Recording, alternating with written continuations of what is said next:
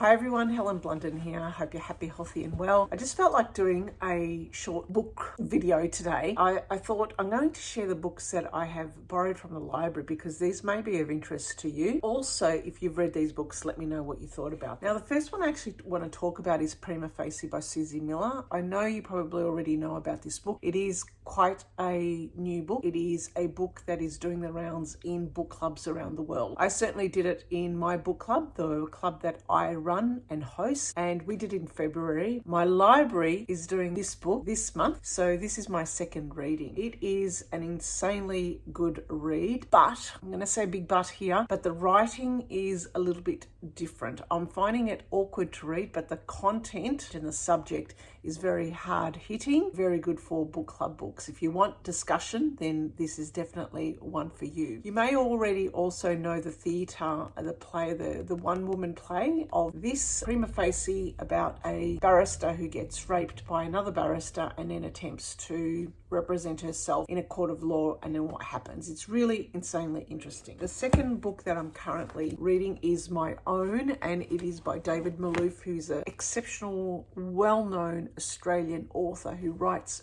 beautifully. He's got an excellent body of work. In fact, I've got all his works here on the library behind me. Jono is just a story about someone in his life. It puts me into, I guess, the images and the situation of life in Australia in the 40s and the 50s as well. So very interesting book. I might do a review on this one. Let's see. Here are the books that I borrowed from the library, and let's go through them now and let me know if you know of these. If you don't know what they are, but you know of their author or you've read any of their other books, please let me know because I'd be interested. I picked this one up called The Friend by Sigrid Nunez, who's written a whole heap of books, and this one was the National Book Award winner. The reason I picked this one up because it said that it is a beautiful book crammed with a world of insight into death, grief, art and love. It's about a woman who unexpectedly loses a lifelong friend and a mentor to suicide, and she finds herself burdened with an unwanted dog who's left behind, and her own battle against grief is intensified by the mute suffering of the dog,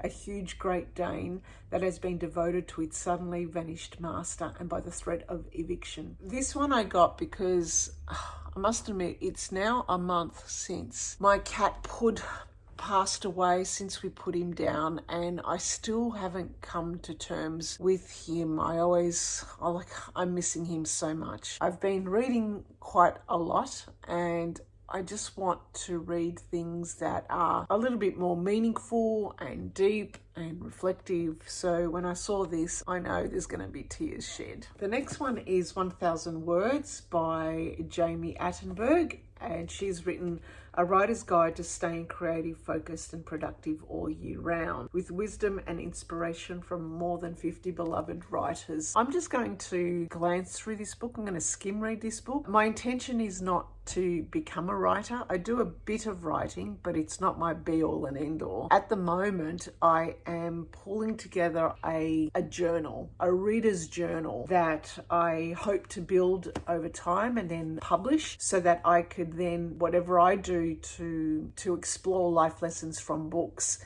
and using my journals, I'm effectively now going to create a journal that hopefully I can sell in the future. If that doesn't happen, I'm at least creating a journal for myself that I'm designing for myself. So I thought I might actually read this and see what it says. I have written a couple of books in the past. They were joint efforts with other people. Trust me, you probably don't want to read what I've written because it is about Microsoft Teams. If that's of interest, then go wild, go get the book. If not, wait out for the reader's journal. So the next one is Barry Hines. Apparently he's a very well-known English author. I've never heard of him. I must admit, I've heard of the saying a kestrel for a knave. When I looked this up, a kestrel is a bird and a knave was a manservant or a servant of the lower class, where apparently in the Middle Ages these servants the only bird that they could keep was a kestrel. This one actually was intriguing for me simply because it was with this particular Penguin Modern Classic publisher. So I figured, I've not read any of his books. I don't know who he is, given that it's a modern classic. That's the book for me. It says here it's Barry Hines' acclaimed novel continues to reach new generations of teenagers and adults with a powerful story of survival in a tough and joyless world. Billy Casper is a troubled teenager growing up in a Yorkshire mining town. Treated as a failure at school and unhappy at home,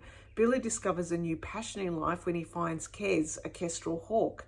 Billy identifies with her silent strength, and she inspires in him the trust and love that nothing else can. And apparently it's also a film. The next one, again, I got simply because it was vintage books, Vintage Mom, which I've never read his books, and it is the Moon and Sixpence, and the design of this Tahitian lady got me interested. This one is about Charles Strickland, who is an Edwardian guy. He's a conventional stockbroker who abandons his wife and children for Paris and Tahiti to live his life as a painter. Whilst his betrayal of family, duty and honour gives him the freedom to achieve greatness, his decision leads to an obsession which carries severe implications. And inspired by the life of Paul Gauguin, The Moon and Sixpence is at once a satiric caricature of Edwardian conventions and a vivid portrayal of the mentality of a genius. That sounds very interesting. That's one I'm looking forward to reading as well. You can see the ones that I want to definitely read first, the classics. Now, this next one is an interesting one because I did read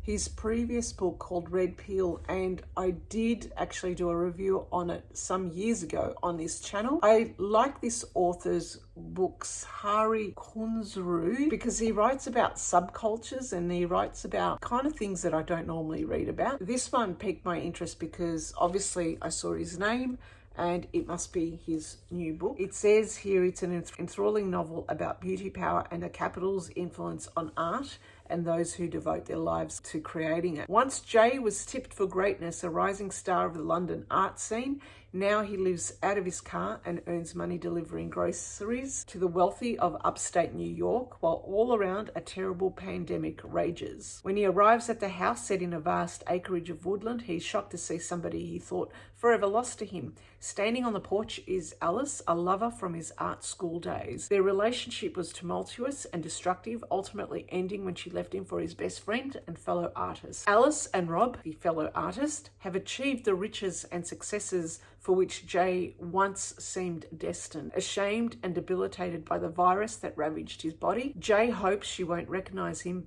behind his dirty surgical mask.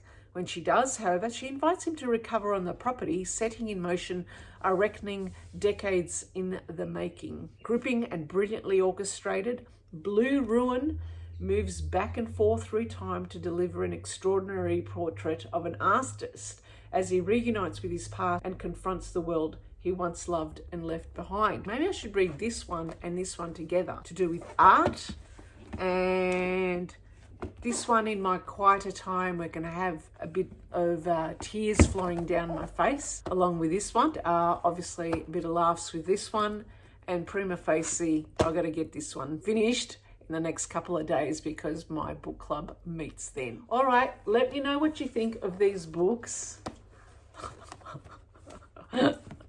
Bye for now.